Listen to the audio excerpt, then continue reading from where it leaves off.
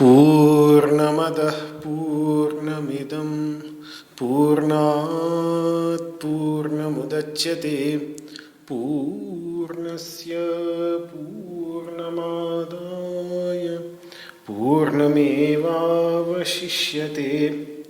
ॐ शान्तिः शान्तिः शान्तिः। वसुदेवसुतं देवं कंसचाणूरमर्दनं देवकी परमानन्दं कृष्णं वन्दे जगद्गुरुं। सर्वोपनिषदो गावो दोग्धा गोपालनन्दनः पार्थो वत्सः सुधीर्भोक्ता दुग्धं गीतामृतं महत्। न कामयेऽहं गतिमीश्वरात् परामष्टर्धियुक्तां पुनर्भवं वा आर्तिं प्रपद्येऽखिलदेहभाजाम् अन्तःस्थितो येन भवन्त्यदुःखाः। विश्वं दर्पणदृश्यमाननगरी तुल्यं निजान्तर्गतं पश्यन्नात्मनि मायया बहिरिवोद्भूतं यथा निद्रया। यस्साक्षात् कुरुते प्रबोधसमये स्वात्मानमेवाद्वयम् तस्मै श्रीगुरुमूर्तये नमः इदं श्रीदक्षिणामूर्तये।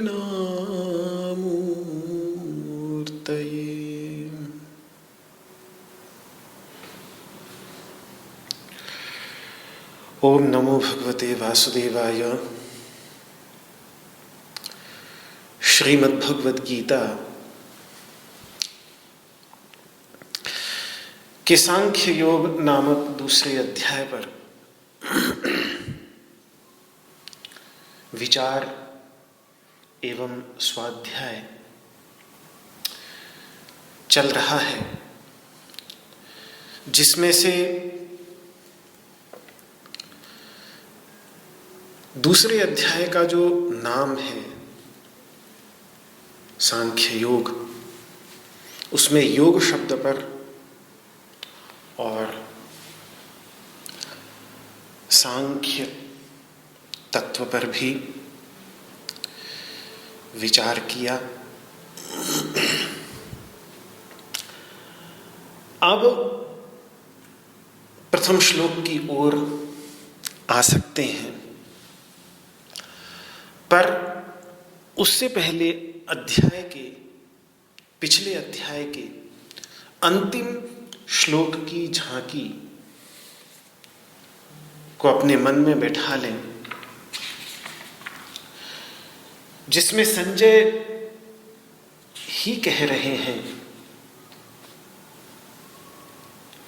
कि एवमुक्त्वा अर्जुनः संख्ये रथोपस्थ उपाविशत् विसृज्य सशरम चापम शोक संविघ्न मानसः। स्थिति ऐसी है कि दोनों सेनाएं युद्ध के लिए बिल्कुल तैयार खड़ी हैं, सावधान की मुद्रा में खड़ी हैं, एक दूसरे पर वार करने के लिए बिल्कुल तैयार हैं, क्योंकि सभी वीर योद्धा युद्ध का शंखनाद कर चुके हैं। दोनों सेनाओं के योद्धा युद्ध का शंखनाद कर चुके हैं। उधर से भीष्म कर चुके हैं सिंहनाद करके शंखनाद, और उधर से भीष्म पितामह ने शंखनाद प्रारंभ किया तो सभी उनके साथ जुड़ते चले गए, और इधर से उसका उत्तर देते हुए सबसे पहले शंखनाद कौरव सेना की ओर से ही होता है युद्ध का, और जब उधर से शंखनाद हो जाता है उनकी सेना पूरी मिलकर बड़े जोर जोर से अपने अपने युद्ध के वाद्य यंत्र बजाती है। तो उसका उत्तर देने के लिए इधर से पांडवों की ओर से सर्वप्रथम युद्ध का शंखनाद इधर से उत्तर देते हुए भगवान श्री कृष्ण और अर्जुन देते हैं, जिसके पीछे पीछे फिर अन्य पांडव और अन्य महारथी भी अपना अपना शंख बजाते हैं। तो उनकी ओर से कौरवों की ओर से युद्ध का शंखनाद होता है, और इधर से फिर सभी वीर योद्धा अपनी ओर से भी शंखनाद करके उसका जवाब देते हैं कि हाँ, हम तैयार हैं। तो युद्ध की भीरी बज चुकी है, युद्ध का शंखनाद हो चुका है, और ऐसी स्थिति में युद्ध से पहले अचानक अर्जुन को ये सूझता है और वो कहता है कि अपने सारथी भगवान श्री कृष्ण से कि मेरे रथ को दोनों सेनाओं के बीच स्थापित कर दो, जिससे मैं देख सकूं कि किन से मुझे युद्ध करना है, कौन कौन खड़े हैं इन दोनों सेनाओं में जिनके साथ मिलकर और जिनके विरोध में मुझे युद्ध करना है। तो भगवान सारथी थे, जैसा रथी ने आदेश दिया वैसा करते हुए भगवान ने अर्जुन के महान एवं दिव्य रथ को दोनों सेनाओं के बीच ला खड़ा कर दिया है। अब अर्जुन वहां से निरीक्षण कर रहा है दोनों सेनाओं का, और वहां देखता है अपने बंधु बांधवों को दोनों सेनाओं में खड़े देखता है, अपने पितरों को देखता है, पितामहों को देखता है, दादाओं को देखता है, आचार्यों को देखता है, चाचा मामा, बेटे, बेटों के पौत्र, बेटों के बेटे, अपने मित्र, अपने ससुर, अपने सुहृत, उसे दोनों ही सेनाओं में खड़े दिखते हैं। पता उसको ऐसा नहीं कि पहले नहीं था कि ये मेरा युद्ध अपने ही बंधु बांधवों से है, लेकिन जब उसने अपनी आंखों से देखा तो उन सबको देखकर उसकी आंखों के सामने एक अंधेरा छा जाता है और उसे विषाद आ घेरता है। हालत इतनी बिगड़ती है कि हाथ से गांडीव धनुष खिसकने लगता है, त्वचा जलने लगती है, शरीर के अंग अंग बैठने लगते हैं, मुख सूखने लगता है, शरीर में कंपकपी झुरझुरी महसूस होने लगती है। और फिर किसी भ्रांत व्यक्ति की बड़बड़ाहट के समान काफी कुछ बड़बड़ा लेने के बाद, कुछ सोचकर, कुछ बिना सोचे जो दिमाग में आया वो सब बोलकर हार कर, जब वो निश्चय नहीं कर पाता कि अब मुझे क्या करना चाहिए, तब अपने उसी दिव्य रथ के जो दोनों सेनाओं के बीच में खड़ा हुआ था, उसके पिछले हिस्से में जा ढह पड़ता है। ये स्थिति हमको पहले अध्याय के अंतिम श्लोक के अंतर्गत दिखाई देती है। कहां तो उसे युद्ध के लिए तरोताजा होकर खड़े हो जाना चाहिए था, अपने हाथ में धनुष, एक हाथ में धनुष और दूसरे में बाण लेकर चढ़ाई कर देनी चाहिए थी शत्रु के ऊपर। शंखनाद हो चुका है, लेकिन इसकी स्थिति तो बिल्कुल उल्टी है। रथ पर आगे खड़े होने के बजाय वो पीछे जाकर बैठ गया है। हाथ में धनुष लेने के बजाय उसके हाथ से धनुष खिसक रहा है। हाथ में बाण लेने के बजाय उसके हाथ से बाण छूट रहे हैं। मन में उत्साह होने के स्थान पर उसके हृदय में एक शोक का, विषाद का आवेग, जैसे कोई बांध टूटकर नदी का सैलाब आया हो, ऐसा शोक का सैलाब, विषाद का सैलाब उसके मन के ऊपर आ गया है, जिसमें वो बह चला है। यहां तक की स्थिति का वर्णन अर्जुन विषाद योग नामक पहले अध्याय में संजय कर चुके हैं धृतराष्ट्र के सामने। अब इसके बाद की स्थिति का वर्णन संजय महाराज धृतराष्ट्र से करने जा रहे हैं। यहां तक की तो बात हो गई, इतना तो हो गया। अब इसके बाद की जो स्थिति है उसका वर्णन अब संजय करने जा रहे हैं। तो आइए सांख्य योग नामक दूसरे अध्याय के पहले श्लोक में संजय का हस्तिनापुर के महाराजा धृतराष्ट्र के प्रति निरूपण, श्लोक का उच्चारण कर ले, फिर इस पर आगे विचार करेंगे। संजय उवाच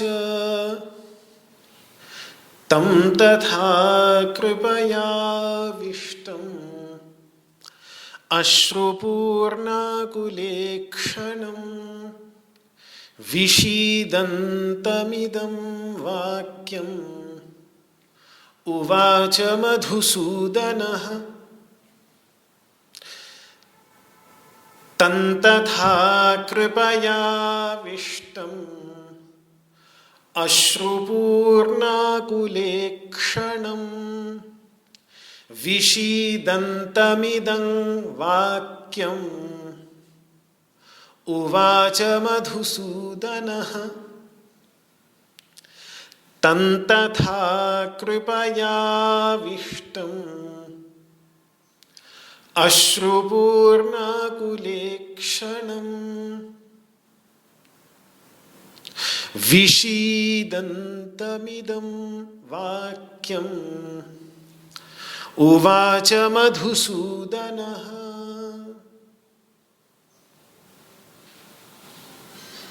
इसके बाद संजय बोले कि उस विषाद करते हुए अर्जुन को, जिसके अंतर्गत, जिसके अंतस्तल में दीनता का आवेश हो चला था और उसके परिणाम स्वरूप उसकी आंखें व्याकुल होकर आंसुओं से भर चली थी,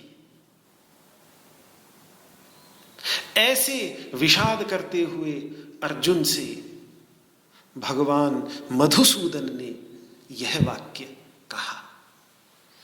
यह वाक्य अर्थात अगले 2 श्लोकों में, दूसरे और तीसरे श्लोक में जो वाक्य भगवान का आएगा वो वाक्य भगवान ने कहा। पहले तो जब उस समय दिव्य रथ के पिछले हिस्से में जा ढह पड़ा अर्जुन, तो भगवान उससे मानो कह रहे, अरे अरे अरे ये क्या कर रहे हो अर्जुन, युद्ध का शंखनाद हो चुका है, कहीं कोई बाण ही न मार दे। अब ऐसी स्थिति में युद्ध भूमि के बीचों बीच कोई एक योद्धा खड़ा हो, दोनों तरफ से शंखनाद हो चुका, आक्रमण की मुद्रा में है दोनों सेनाएं, कहीं किसी ने बाण मार दिया तो वो तो कहेगा कि शंखनाद हो चुका था इसलिए मैंने बाण मारा, मुझे तो लगा कि तुम आक्रमण कर रहे हो। अरे अर्जुन ये क्या कर रहे हो, अपने कर्तव्य का स्मरण करो और इस अकर्तव्य का परित्याग करो। ये कर्तव्य नहीं है, इस प्रकार से रोना वीर का कर्तव्य है क्या? तो भगवान ने कर्तव्य अकर्तव्य का स्मरण कराना चाहा, लेकिन उसके बावजूद अर्जुन तुरंत खड़ा हुआ ही नहीं। क्यों? क्योंकि कारण यही है कि यह शोक उसके गहरे मोह का हेतु बन गया है। मोह का अर्थ होता है किंकर्तव्य विमूढ़ता, चित्त का वैचित्य, कुछ समझ में ना आए। संस्कृत में मोह का अर्थ आसक्ति नहीं, संस्कृत में मोह का अर्थ होता है बस बिल्कुल जैसे गहरी नींद में जब हम बहुत थक जाते हैं तो कुछ समझ में नहीं आता, बस नींद आने लगती है। तो शोक के वशीभूत होकर गहरा मोह उसके अंतर्गत उत्पन्न हो गया है, पर भगवान ने उसकी उपेक्षा नहीं की कि छोड़ो इसे, वे तो परम मित्र है। और यही कारण भी था कि अर्जुन ने उनको चुना, क्योंकि अर्जुन को लगा कि अगर कभी, वैसे अर्जुन को अपनी शक्ति पर पूर्ण विश्वास था, उसको पता था कि मुझे नारायणी सेना की जरूरत नहीं, मेरे पास तो ऐसी दसियों सेनाओं को मौत की नींद सुला देने वाले बड़े बड़े अस्त्र शस्त्र विद्यमान हैं, तो मैं क्या करूंगा इनकी नारायणी सेना का। लेकिन अगर कहीं मैं खुद ही कमजोर हो गया, कहीं मैं खुद ही शोक के वशीभूत होकर मुग्ध हो गया, मोहित हो गया, किंकर्तव्य विमूढ़ हो गया,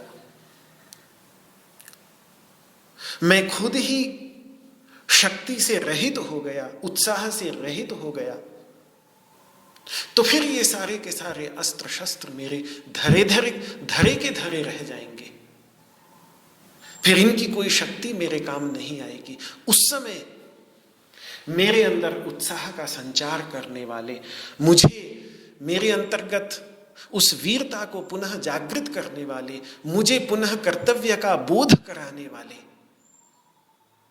केवल एक यही कृष्ण ही हो सकते हैं, इनके अतिरिक्त और कोई नहीं हो सकता। ये कहीं ना कहीं अर्जुन को पहले से समझ थी, इसीलिए जब उसे द्वारका में चुनाव करने का अवसर मिला, तो उसने चुनाव करते समय अकेले निहत्थे कृष्ण को चुना।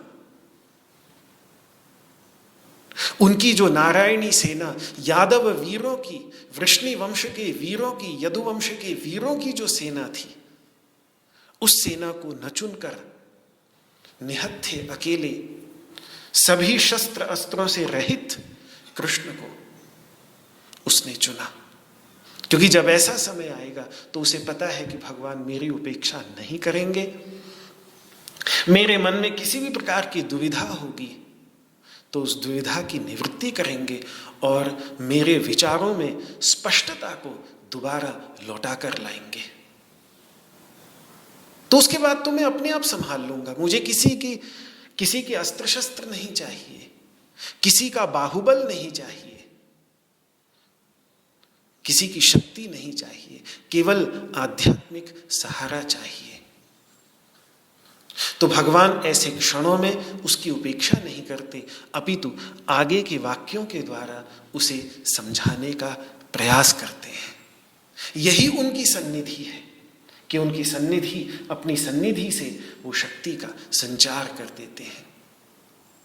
तो देखिए इस श्लोक में क्या कह रहे हैं संजय। संजय उवाच, संजय ने कहा, संजय बोले, तम तथा, वह अर्जुन जो इस प्रकार से, उस तम मतलब उसको, उस अर्जुन को, तथा मतलब उस प्रकार से, इस प्रकार से जो दीनता से आविष्ट हो चला था। किस प्रकार से? मतलब अपने स्वजनों के मरण का प्रसंग अपने सामने उपस्थित देखकर, कि एक तो अपने ही स्वजनों से युद्ध करना है, सामने भी अपने स्वजन खड़े हैं और इधर भी अपने स्वजन खड़े हैं। जब ये जैसे ही दोनों सेनाएं एक दूसरे से टकराएंगी तो चाहे इधर के मरे चाहे उधर के मरे, मरेंगे तो अपने बंधु बांधव ही, मरेंगे तो वही जिनमें अपनापन है, मरेंगे तो वही जिनकी खुशी में कहीं ना कहीं हम अपनी खुशी देखते थे, या यूं कह लीजिए कि जिनको नीचा दिखाकर कई बार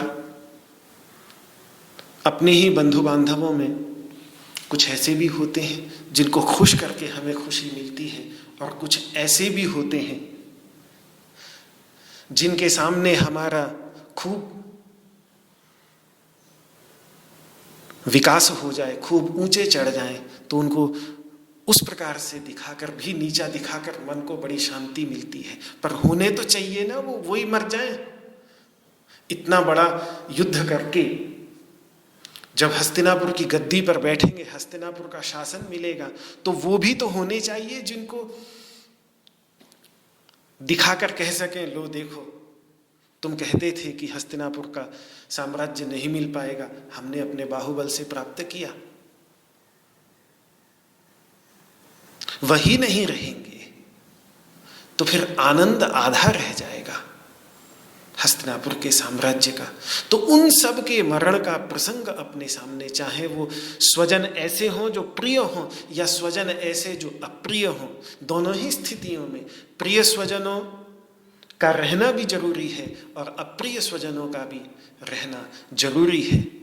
तभी तो आनंद आएगा हस्तिनापुर के सिंहासन पर बैठकर।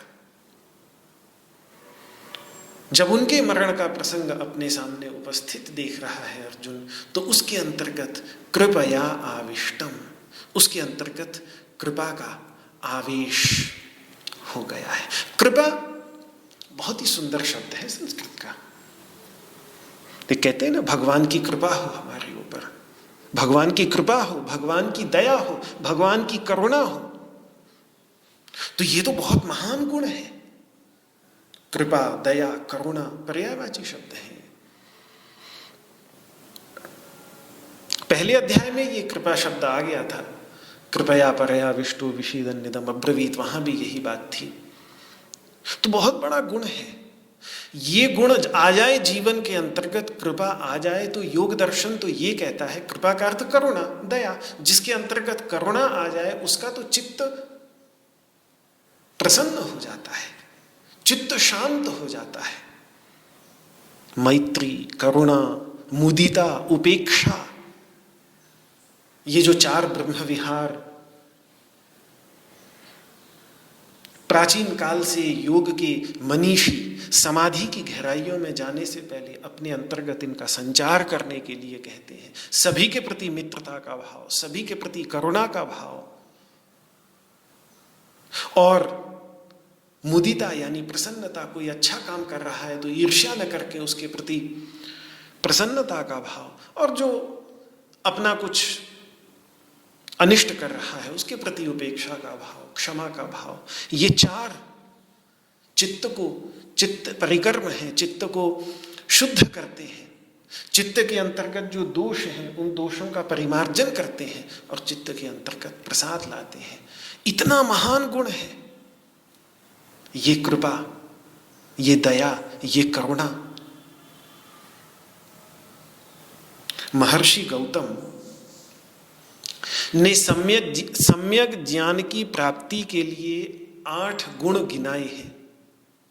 जिसको उन्होंने द्विजत्व की सिद्धि करने वाले सभी 40 संस्कारों से, 16 संस्कार ही नहीं, 40 संस्कार, 16 संस्कार तो हम सब नामकरण इत्यादि जो संस्कार हैं, गर्भाधान संस्कार से लेकर और अंत्येष्टि संस्कार तक, ये 16 संस्कार तो हमने सुने ही हैं, जो व्यक्ति को द्विज बनाते हैं, जो व्यक्ति के अंतर्गत शुद्ध जीवन का आधान करके, संस्कार करके उसको सुसंस्कृत बनाते हैं। इन 40 संस्कारों का निरूपण उन्होंने अपने गौतम धर्मशास्त्र में किया है, अपने धर्मशास्त्र में किया है। लेकिन उसके बाद उन्होंने बात ये कही है कि एक तरफ ये 40 संस्कार और एक तरफ 8 आत्मगुण, 8 सद्गुण, ये 40 संस्कार हों, लेकिन ये 8 सद्गुण उसके जीवन के अंतर्गत न हो, तो वो परब्रह्म परमात्मा के सामीप्य को प्राप्त नहीं कर सकता। पर ये संस्कार चाहे उसके अंतर्गत ना भी हो, लेकिन ये 8 गुण उसके अंतर्गत आ जाएं तो वो परब्रह्म परमात्मा का सामीप्य प्राप्त कर लेता है। ऐसा निरूपण, तो वो जो 8 गुण बतलाए हैं वहां पर, उनमें सबसे पहला गुण यही है, दया। समस्त प्राणियों के प्रति दया, दया सर्वभूतेषु, सभी प्राणियों के प्रति दया। दूसरा है क्षमा, गिना देता हूं। तीसरा है अनसूया, मतलब ईर्ष्या न होना। चौथा है शुद्धि, द्रव्य की शुद्धि, मन की शुद्धि, वाणी की शुद्धि, शरीर की शुद्धि। 5वां है यदि कोई कार्य धर्मानुकूल होते हुए भी किसी की पीड़ा का कारण बन रहा हो तो उस कार्य को न करना, ये 5वां गुण है। छठा है प्रशंसनीय आचरण करना और निंदित आचरण का परित्याग, जिसको मंगलाचरण कहते हैं। 7वां है आपत्ति काल में भी दीनता न आने देना और किसी भी अवस्था में सबके साथ मिल बांट कर खाना, यानी कृपणता न आने देना। 8वां है संतोष, पर द्रव्य की अभिलाषा न करना। ये 8 आत्मगुणों में सबसे पहला गुण जो है दया सर्वभूतेषु, परब्रह्म परमात्मा से सायुज्य सामीप्य सालोक्य प्राप्त करने के लिए 40 संस्कारों से श्रेष्ठ इन 8 गुणों का कहा है। उसमें सबसे पहले दया है, वही दया इसके अंतर्गत आ रही है।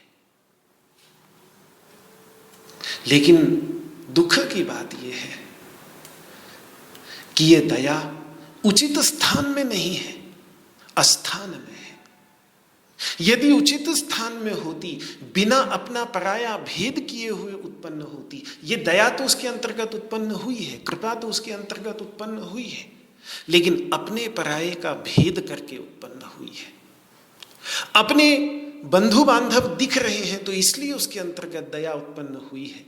कदाचित यदि अपने बंधु बांधव न होते, जिनसे कोई संबंध न होता, वो सामने खड़े होते तो वो बिना सोचे समझे उनके ऊपर आक्रमण कर देता, जैसा कि उसने अब तक हमेशा किया है। लेकिन आज उसके अपने ही मित्र, अपने ही सुहृद, अपने ही गुरुजन, अपने ही पितामह, अपने ही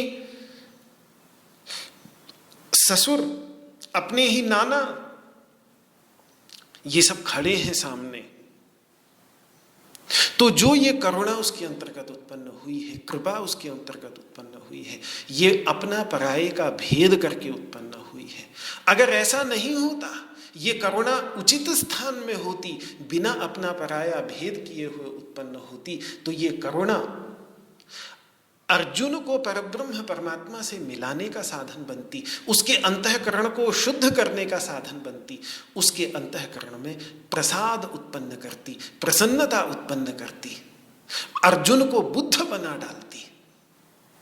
यही तो भावना क्रम में आचार्य कमलशील कहते हैं कि बुद्धत्वस्य अशेष धर्म मूलम करुणैव।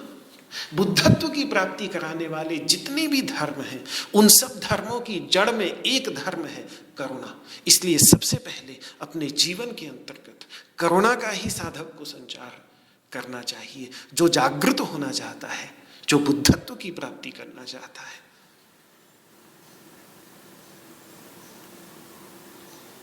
ये कृपा, सच्ची कृपा, जिस कृपा शब्द का यहां प्रयोग कर रहे हैं, ये सच्ची कृपा यदि उसके जीवन के अंतर्गत आ जाती तो उसमें उसके हृदय में विषाद न होता, उसके हृदय में प्रसाद होता, प्रसन्नता होती, विषन्नता नहीं होती।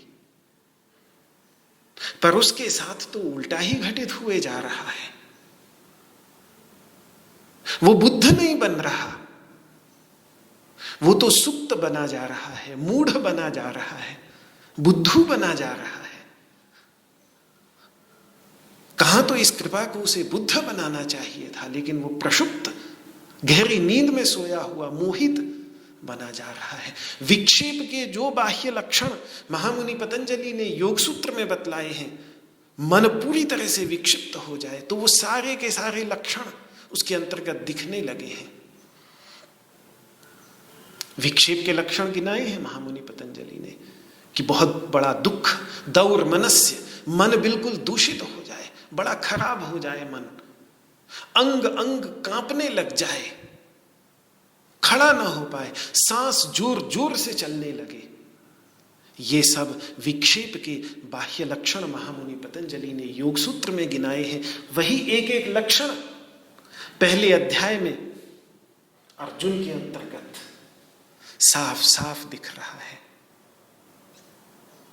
बुद्ध की शांति नहीं मिल रही उसे, बुद्ध का प्रसाद नहीं मिल रहा, अपितु विषाद की लहरों में वो अर्जुन खोता चला जा रहा है। अपने आप को प्राप्त करने के स्थान पर वो अपने आप को खोता चला जा रहा है। इसका कारण यही है कि ये कृपा वो कृपा नहीं जिसे करुणा कहते हैं, जिसे दया कहते हैं, जिसे भगवान की कृपा कहते हैं, जो सब पर समान रूप से बरसती है, जिसमें अपने पराये का कोई भेद नहीं होता। ये कृपा मोह का विकार है। ये कृपा कृपा नहीं है, ये कृपा कृपणता है। ये कृपा कृपा नहीं, ये कार्पण्य है। इसीलिए आगे कार्पण्य शब्द आएगा। कार्पण्य दोषोपहत स्वभाव, उसका जो स्वभाव है, उसका जो सहज स्वभाव है, वो सहज स्वभाव इस कृपणता रूपी दोष के परिणाम स्वरूप दब गया है। यही है महानता महाभारत की, जो बार बार एक बात दिखाने का प्रयास करता है कि किस प्रकार से कब धर्म अधर्म बन जाता है और कब अधर्म धर्म बन जाता है, कब धर्म भी अधर्म की तरह दिखता है और कब अधर्म भी धर्म जैसा दिखने लगता है। जब धृतराष्ट्र ने भेजा है संजय को धर्मराज युधिष्ठिर के पास युद्ध से रोकने के लिए, शुरू में जब तक युद्ध नहीं हुआ था तो धृतराष्ट्र की ओर से, दोनों ओर से बहुत प्रयास हुए कि युद्ध को रोका जाए। दोनों ओर से शांति दूत आए, इधर से भगवान श्री कृष्ण गए समझाने, उधर से संजय आए बात करने, उधर से संजय धर्मराज युधिष्ठिर को समझाते हैं और इधर से भगवान श्री कृष्ण दुर्योधन को समझाते हैं। युद्ध रोकने के प्रयास बहुत हुए। तो वहां पर बहुत सुंदर संवाद है धर्मराज युधिष्ठिर के और संजय के बीच में। और धर्मराज युधिष्ठिर धर्म के तत्व को बहुत गहराई से समझते हैं। तो उन्होंने जो ये बात कही, कई बार पहले भी मैं इस बात को कह चुका हूं कि यत्र अधर्मो धर्म रूपाणि धत्ते, कभी कभी अधर्म धर्म के स्वरूप को धारण कर लेता है। अंदर से होता तो अधर्म है लेकिन बाहर से धर्म जैसा दिखता है। कभी कभी धर्मः कृत्स्नो दृश्यते धर्म रूपः, कभी कभी धर्म ही अधर्म के रूप में दिखने लगता है। जो विद्वान होता है, जो समझदार होता है, वो बुद्धिपूर्वक दोनों का विवेक करके धर्म के कपड़े में खड़े अधर्म को पहचान जाता है और अधर्म के कपड़े में खड़े पड़े धर्म को पहचान जाता है। कहीं यही पहचान हमारे अंदर भी आ सके कि हम बाहर से दिख रहा है बिल्कुल धर्म ठीक ठाक है, लेकिन अंदर से भावना उल्टी है, अंदर से भावना विपरीत है। बात अर्जुन बहुत बड़ी कर रहा है, बड़ा अहिंसावादी, बिल्कुल अहिंसा की बात कर रहा है। 45वें श्लोक में देखें पहले अध्याय के, तो देखिए बिल्कुल अहिंसा, जिस अहिंसा को महाभारत परम धर्म कह रहा है, अहिंसा परमो धर्मः, 8 बार। और ये महाभारत की स्थापना है कि अहिंसा सभी धर्मों की कसौटी है। अहिंसा को महाभारत हाथी के पैर के समान मानता है, जिसके अंतर्गत बाकी सभी पशुओं के पैर आ जाते हैं। हाथी के पैर में सभी के पैर आ जाते हैं, अहिंसा में सभी कुछ आ जाता है। अहिंसा के अनुकूल सत्य स्वीकार्य है, अहिंसा के प्रतिकूल सत्य धर्म जैसा दिखता है लेकिन धर्म नहीं हो सकता। अहिंसा को धर्म की श्रेष्ठतम कसौटी कहा है। और आज महाभारत उसी अहिंसा को भी कसौटी पर रख रहा है कि ये अहिंसा भी शायद किसी एक परिस्थिति में जाकर बाहर से धर्म जैसी दिखती हुई भी अधर्म रूप हो सकती है, वास्तव में अंदर से अधर्म हो सकती है। वो यहां इस अर्जुन के उदाहरण से महाभारत हमें दिखाती है कि देखिए किस प्रकार से बिल्कुल महान अहिंसावादी है। यदि माम प्रतीकारम, मैं अब बिल्कुल कोई शस्त्र नहीं उठाऊंगा, अशस्त्रम, शस्त्र मैंने छोड़ दिया, अब मुझे शस्त्र नहीं उठाना है, मैं कोई प्रतिकार नहीं, शस्त्र उठाना तो छोड़ो, मैं बिल्कुल कोई भी प्रतिकार नहीं करूंगा। कोई मुझे थप्पड़ भी मारेगा तो मैं कोई जवाब नहीं दूंगा, मैं कोई प्रतिकार नहीं करूंगा। मैंने प्रतिकार न करने का निश्चय कर लिया है, अप्रतीकारम, मैं प्रतिकार नहीं करूंगा। शस्त्र मैंने छोड़ दिया है, मुझे पता है ये लोग शस्त्र नहीं छोड़ेंगे, तो ये अपने शस्त्र को लेकर मुझे मारने काटने भी आ जाएंगे, तो मैं मानता हूं मेरे लिए वही अच्छा होगा। इससे बड़ा अहिंसावादी कौन हो सकता है? धार्तराष्ट्रा रणे हन्युः, ये धृतराष्ट्र, मैं प्रतिकार नहीं करूंगा, मैं शस्त्र अस्त्र फेंक दूंगा, तो ये इस युद्ध भूमि में मुझे आकर अभी यहीं मार देंगे। तन्मे क्षेमतरम भवेत्, मेरे लिए इससे बढ़कर कल्याणकारी क्या होगा? इससे बड़ा अहिंसावादी कौन हो सकता है? और अहिंसा परम धर्म है, लेकिन तब क्या वो अहिंसा जो मन की द्विविधा, नासमझी और अज्ञान के परिणाम स्वरूप जिस अहिंसा का संचार, यदि बहुत सोच समझकर उस अहिंसा का संचार हुआ हो, किया गया हो अपने जीवन के अंतर्गत पूर्ण निश्चय करके, तो अहिंसा सबसे बड़ा शस्त्र है, बहुत बड़ा शस्त्र है। व्यक्ति के अंतर्गत दूसरे को दंड देने की क्षमता होते हुए भी, दूसरे से बदला लेने की क्षमता होते हुए भी, उसको क्षमा कर देने की योग्यता, ये बहुत बड़ी योग्यता है, सबसे बड़ी शक्ति है।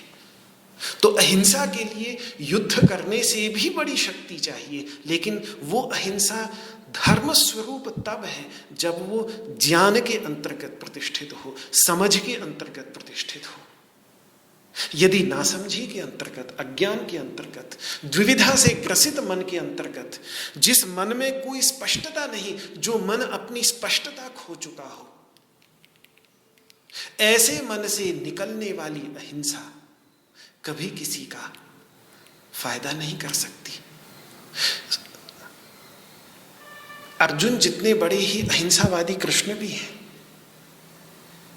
कृष्ण पहले ही कह चुके हैं मैं शस्त्र उठाऊंगा ही नहीं, मैं आ जाऊंगा तुम्हारे साथ महाभारत युद्ध में, लेकिन शस्त्र नहीं उठाऊंगा, चाहे कुछ भी हो जाए। उन्होंने प्रतिज्ञा कर ली है कि मैं अपने हाथ में कोई शस्त्र नहीं उठाऊंगा, मैं इस युद्ध में भाग नहीं लूंगा। पूर्ण अहिंसावादी है। और ये भी देखिए इस कथानक की कुछ विचित्रता है कि उन्हीं कृष्ण से, जो कृष्ण स्वयं शस्त्र छोड़ चुके हैं, जिन्होंने स्वयं निश्चय किया है कि मैं शस्त्र नहीं उठाऊंगा, वही अर्जुन को शस्त्र उठाने के लिए प्रेरित भी कर रहे हैं। ये बहुत गहरा है, इस पर बड़ी गहराई से विचार, जैसे जैसे गीता बढ़ती है तो ये विचार गहरा होता चला जाता है। अभी केवल इस बात को हम समझ लें कि ये बड़ा ही विचित्र एक घटना का क्रम महाभारत हमारे सामने प्रस्तुत करती है। पर कृष्ण की अहिंसा सोची समझी अहिंसा है। कृष्ण की अहिंसा ज्ञाननिष्ठ अहिंसा है। कृष्ण की अहिंसा के मूल में विचारों की अस्पष्टता नहीं, कृष्ण की अहिंसा के मूल में वैचारिक अस्पष्टता नहीं, अपितु विचारों की पूर्ण स्पष्टता है। उनके भी अहिंसा में और उनके भाई की, बलराम की भी अहिंसा में। बलराम ने भी साफ कह दिया था कि मैं युद्ध में भाग नहीं लूंगा, निकल गए थे तीर्थ यात्रा पर। कभी नहीं कृष्ण ने उनको रोका कि आप क्या कर रहे हो, धर्म की रक्षा का समय आ पड़ा है और आप तीर्थ यात्रा में जा रहे हो, अरे आपको तो युद्ध भूमि में होना चाहिए। नहीं, कृष्ण ने नहीं रोका। ठीक है, नहीं युद्ध में भाग लेना चाहते, कोई बात नहीं। स्वयं भी निर्णय किया कि दो परिवारों के बीच का झगड़ा है, दोनों ही अपने हैं, मैं क्यों किसी का बुरा बनूं। तो पहले से उन्होंने निश्चय कर लिया कि मैं शस्त्र नहीं उठाऊंगा। अहिंसा को परम धर्म माना उन्होंने। लेकिन यहां जो उसकी अहिंसा है, अर्जुन की महाभारत हमें यह दिखाना चाह रहा है कि वैचारिक अस्पष्टता, ये विषाद के वशीभूत हो जाने के कारण जो विचार अस्पष्ट हो गए हैं, धुंधला हो गया है दिमाग, ऐसे धुंधले मन से निकली हुई अहिंसा कभी भी धर्म नहीं हो सकती। धर्म का अर्थ होता है अध्यात्म के मार्ग पर, सद्गुणों के मार्ग पर, मानवता के मार्ग पर जो गुण मनुष्य का विकास करके उसे पहले पशु से मानव बना सके और फिर मानव से देवत्व की ओर ले जाएं, ऐसे सद्गुणों को धर्म कहा जाता है। ये अहिंसा जो वैचारिक अस्पष्टता से निकली अहिंसा है, ये कभी भी धर्म नहीं हो सकती। ये कभी भी विकास नहीं, अध्यात्म के मार्ग पर विकास नहीं करा सकती। ये कभी भी पाशविकता को समाप्त करके मनुष्यता का संधान नहीं कर सकती। देवत्व का संधान करना तो बहुत दूर की बात है। तो इसीलिए आज महाभारत श्रीमद् भगवद गीता के प्रारंभ में उस अहिंसा को, जिस अहिंसा को महाभारत ही, ये बड़ी विचित्र बात है, युद्ध का ग्रंथ है लेकिन अहिंसा को सर्वोपरि रख रहा है, युद्ध की बार बार निंदा भी कर रहा है। और आज उसी अहिंसा को उसने लाकर कटघरे में खड़ा कर दिया है, कसौटी पर कसने के लिए तैयार है कि किन क्षणों में अहिंसा भी धर्म नहीं रहती। तो धर्म की महाराज कोई लिस्ट नहीं बनाई जा सकती कि ठीक है अहिंसा धर्म है, सत्य धर्म है, हिंसा अधर्म है, असत्य अधर्म है। नहीं नहीं, ये बहुत मोटी बुद्धि वालियों के लिए लिस्टें होती हैं। गहराई से जब इनमें जाके देखेंगे तो परिस्थितियां निर्धारित करती हैं कि कब अहिंसा धर्म है तो कब हिंसा धर्म है, कब सत्य धर्म है, कब असत्य धर्म है, कब हिंसा अधर्म बन जाती है और कब अहिंसा अधर्म बन जाती है। ये बहुत गहराई से विचार करना पड़ता है। धर्म और अधर्म का निर्णय परिस्थिति के अनुरूप करना पड़ता है। बाह्य रूप को केवल इतना देख के कि ये अहिंसा है और इसीलिए ये धर्म है, ऐसे नहीं। ये प्रारंभ में ही महाभारत बहुत स्पष्ट कर देती है कि कभी तो अधर्म धर्म के रूप में दिखता है, कभी धर्म बिल्कुल अधर्म के रूप में दिखता है, कभी धर्म ठीक ठीक धर्म के रूप में भी दिखता है। तो इन तीनों का बहुत गंभीरता और सूक्ष्मता के साथ विचार कर बुद्धिमान लोग धर्म को सभी रूपों में पहचान कर, चाहे धर्म धर्म के रूप में हो, चाहे धर्म अधर्म के रूप में हो, किसी भी रूप में सामने आ जाए, वो अधर्म से बचने और धर्म को ग्रहण करने का प्रयत्न करते हैं। वही विद्वान होते हैं, वही पंडित हैं, वही बुद्धिमान कहलाते हैं। तो यहाँ जो कृपा है, यहाँ जो करुणा है, जो बहुत महान धर्म है, उसके रूप में वस्तुतः बंधु बांधवों में ममता रूप अधर्म ही भासित हो रहा है। बंधु बांधवों में ममता अधर्म इसीलिए है कि जहां अपनों में, बंधु बांधवों में ममता होगी, वहां जो अपने बंधु बांधव नहीं है, जो अपने से संबंधित नहीं है, उनमें परायापन भी प्रतीत होगा। और वैदिक अध्यात्म की, उपनिषदों के अध्यात्म की आधारशिला या तो सबको अपना मानने में है या फिर किसी को भी अपना मानने में नहीं, बल्कि यही कहूं कि वैदिक अध्यात्म की आधारशिला सभी को अपना मानने में है। अयम निजः, ये मेरा अपना है, परो वेति, और या ये पराया है। गणना लघु चेतसाम, ये समझ तो उनकी होती है जिनका चित्त बड़े छोटे छोटे होते हैं। उदार चरिता नाम तू, जिनका चरित्र, जिनका हृदय उदार होता है, जिनका हृदय खुल जाता है, विश्वव्यापी विचारधारा से ओतप्रोत हो जाता है, उनके लिए वसुधैव कुटुंबकम, ये महोपनिषद का वाक्य जो आज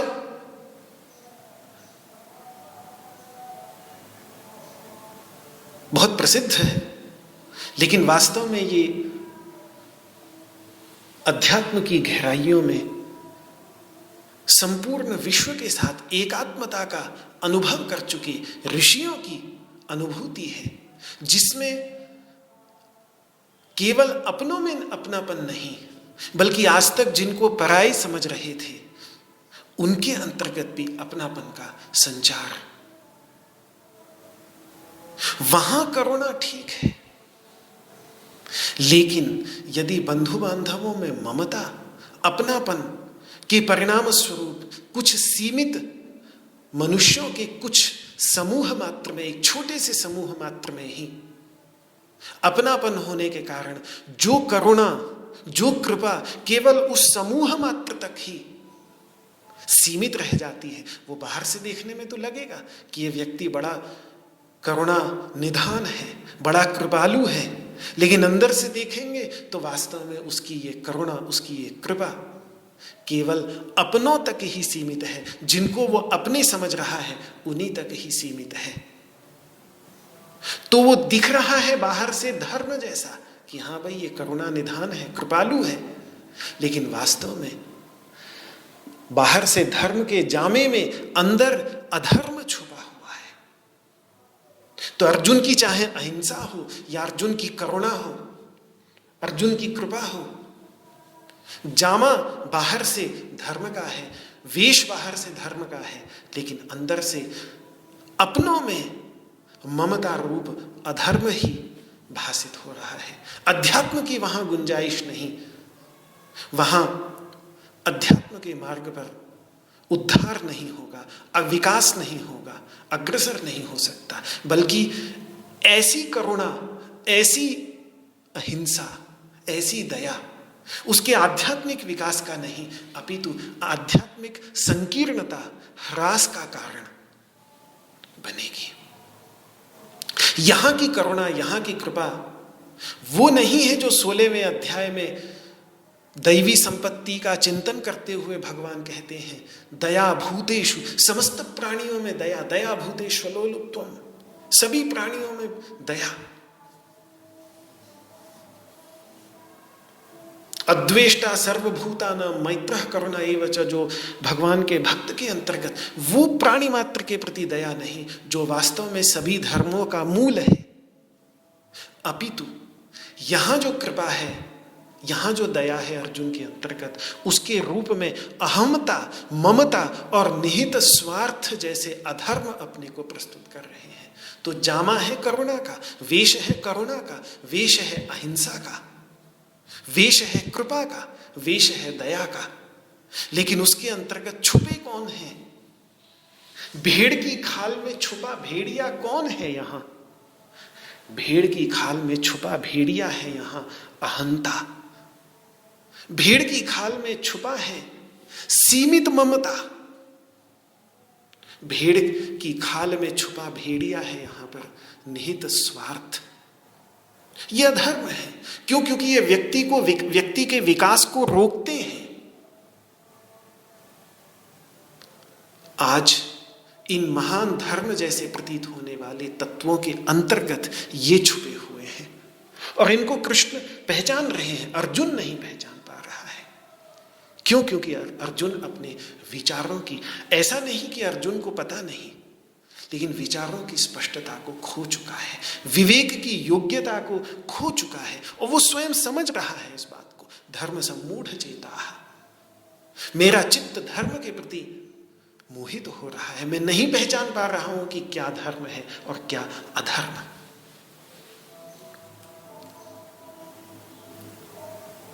इसीलिए कृपा शब्द के साथ कृपा को अभिव्यक्त करने के लिए जिस शब्द का प्रयोग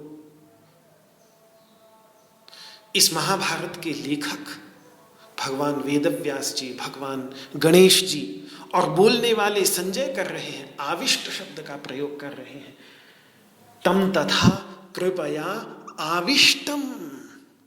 ये कृपा से आविष्ट है, आविष्ट। ये आविष्ट शब्द भी संस्कृत का बड़ा विचित्र शब्द है। क्यों? क्योंकि ये वही अभिव्यंजना का प्रयोग है जो भूत पिशाच के संदर्भ में किया जाता है, जैसे कोई पिशाच से आविष्ट हो गया हो। इस कृपा का कोई संचार नहीं हुआ है, इस कृपा की दया की कोई भावना नहीं की गई है, कोई अभ्यास नहीं किया गया है, संचार नहीं किया गया है जीवन के अंतर्गत, अपितु इसका आवेश हो आया है। ये कृपा इस पर सवार हो गई है, ये कृपा इस पर हावी हो गई है। जैसे किसी पर भूत प्रेत का आवेश हो जाए, पीछा छुड़ाए भी न छूटे, छटपटाए, कोशिश करे लेकिन आजाद ही ना हो पाए, ऐसी इसकी स्थिति है। ये करुणा मानव मात्र को देखकर उत्पन्न नहीं हुई, ये करुणा स्वजन को देखकर उत्पन्न हुई है। दृष्ट्वेमं स्वजनम कृष्ण, पहले अध्याय के 28वें श्लोक में स्पष्ट अर्जुन झूठ नहीं बोल रहा है, वो सत्य कह रहा है, ईमानदारी के साथ कह रहा है कि मैं ये अपने स्वजन देख रहा हूं और इन स्वजनों को देखते देखते हे कृष्ण मेरी ये अवस्था हो रही है। तो ये कृष्ण, ये करुणा अपने बंधु बांधवों को देखकर उत्पन्न हुई है। ये मानवता के प्रति करुणा नहीं है, ये मानव मात्र के प्रति करुणा नहीं है, ये प्राणी मात्र के प्रति करुणा नहीं है। ये कुछ लोगों के अंतर्गत जिनसे अपने स्वार्थ की सिद्धि होती है, उनको देखकर ये करुणा उत्पन्न हुई है। वरना ये प्रश्न अर्जुन के मन में कब का उत्पन्न हो गया होता। जीवन भर वो तो योद्धा रहा है, उसने बड़े बड़े युद्ध लड़े हैं। क्या अब तक जिनसे वो लड़ा है वो किसी के स्वजन नहीं थे क्या? अब तक जिनसे लड़ा है वो केवल उसके अपने ही तो स्वजन नहीं थे। ठीक है, पहली बार आज अपने स्वजनों के सामने खड़ा है, लेकिन जिनसे भी लड़ा होगा वो किसी न किसी के स्वजन तो थे ही ना। लेकिन वो स्वजन उसको स्वजन नहीं दिखे, इसलिए वहां कृपा का संचार नहीं हुआ, वहां अहिंसा के विचार नहीं उठे। अगर वहां अहिंसा के विचार उठ जाते, वहां दया के भाव उठ जाते, तो भगवान कह देते ठीक है, कोई दिक्कत नहीं है। लेकिन ये अस्थान में उत्पन्न हुई कृपा है, अस्थान में उत्पन्न हुई दया है, अस्थान में उत्पन्न हुई अहिंसा है। और इसीलिए वो कृपा, वो करुणा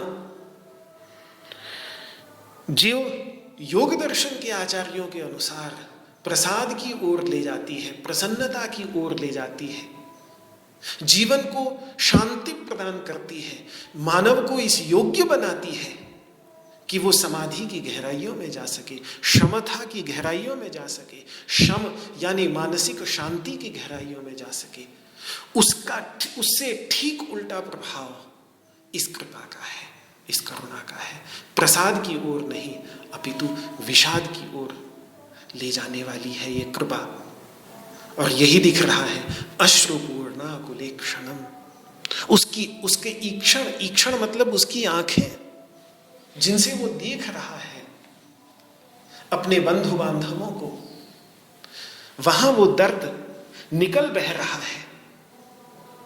आंखें व्याकुल हो गई हैं, आकुल हो गई हैं, व्याकुल हो गई हैं और अश्रु से पूर्ण हो गई हैं, आंसुओं से भर आई हैं। क्या विचित्र अवस्था है महाभारत के महानतम वीर की, श्रेष्ठतम महारथी की। और इसके परिणाम स्वरूप विषीदंतम, वो विषाद से ग्रसित है। आज वह मानसिक अवसाद का शिकार हो गया है, प्रसाद से विषाद की ओर आ गया है, प्रसाद से अवसाद की ओर आ गया है। भगवत गीता ने पुनः उसे विषाद से प्रसाद की ओर, अवसाद से प्रसाद की ओर का मार्ग दिखाया। दूसरे अध्याय के अंत में हम देखेंगे भगवान कहेंगे प्रसादे सर्व दुखानां हानिरस्योपजायते। जैसे जैसे जीवन के अंतर्गत ये प्रसाद आता चला जाता है वैसे वैसे सारे दुख समाप्त होते चले जाते हैं।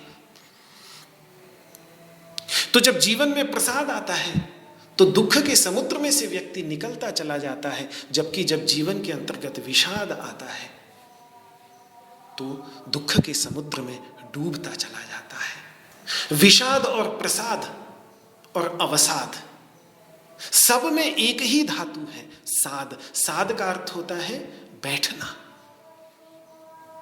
विषाद में, अवसाद में दिल बैठ जाता है, जबकि प्रसाद में मन बैठ जाता है। बैठाना था इस भटकते मन को, पर दिल ही बैठ जाए तो विषाद, दिल के साथ शरीर भी ढह जाए तो विषाद, तो अवसाद। और दिल भक्ति के प्रेम रस में डूब जाए और मन बैठ जाए जाकर भगवान के चरणों में, तो वही है प्रसाद। विषाद का प्रभाव ऐसा कि शरीर ढह पड़े, पैरों में शरीर को थामने की ताकत भी न बचे, अंग निश्चेष्ट हो जाए। सीदंति मम गात्राणि, पहले अध्याय में कहा कि मेरे अंग बैठे जा रहे हैं, मैं उठा नहीं पा रहा हूं उनको। ये है विषाद का प्रभाव, ये है अवसाद का प्रभाव। और प्रसाद का प्रभाव ऐसा कि शरीर नृत्य कर उठे, रोम रोम खेल उठे, रोम रोम नृत्य कर उठे, हृदय में प्रेम रस की सरिता प्रवाहित हो उठे। ये है प्रसाद का प्रभाव। तो महाराज, उपनिषद हो, गीता हो, महामुनि पतंजलि के योग सूत्र हो, भारतीय अध्यात्म की परंपरा का कोई भी महान उपदेश क्यों न हो, सबका एकमात्र उद्देश्य होता है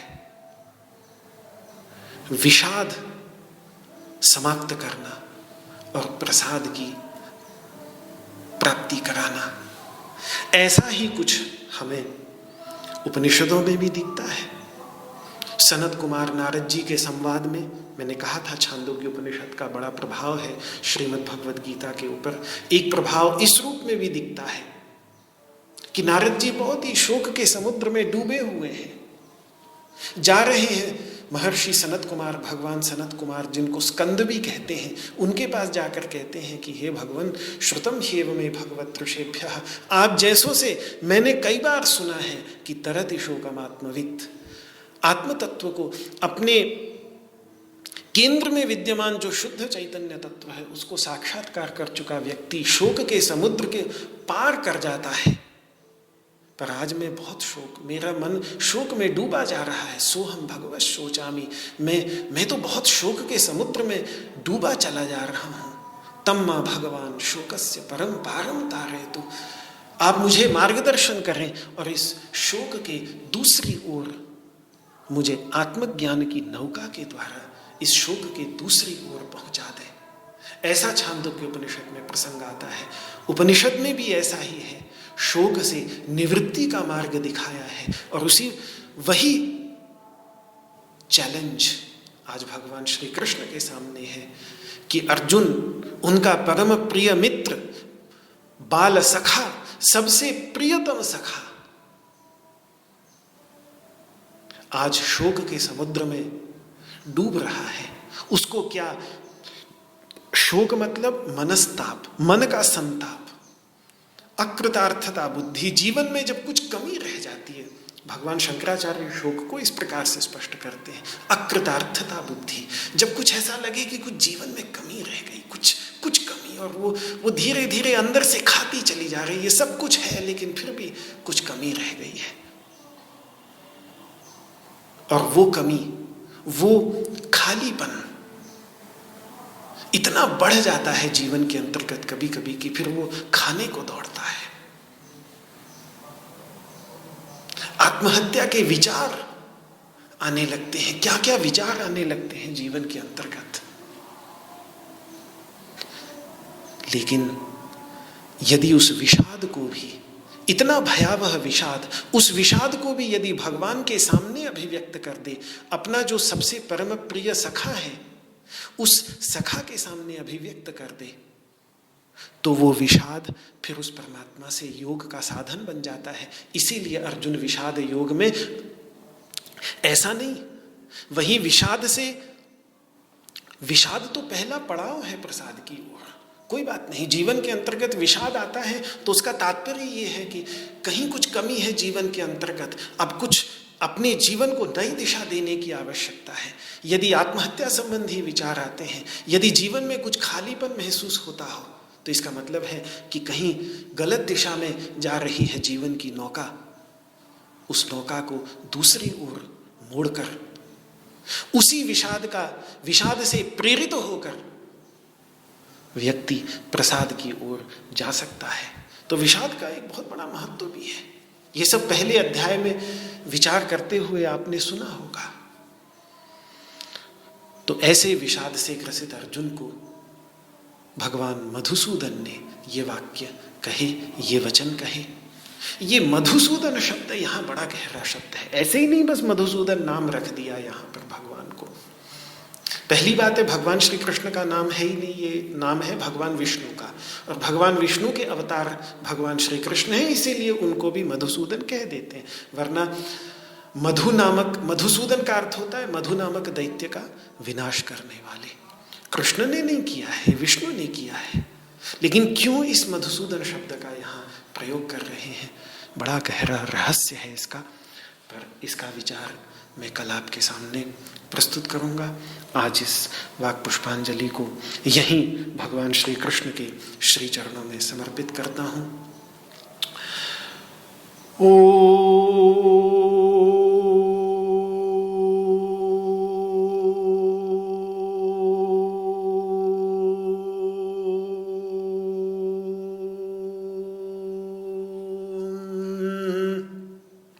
सर्वे भवन्तु सुखिनः, सर्वे सन्तु निरामयाः, सर्वे भद्राणि पश्यन्तु, मा कश्चित् दुःखभाग् भवेत्।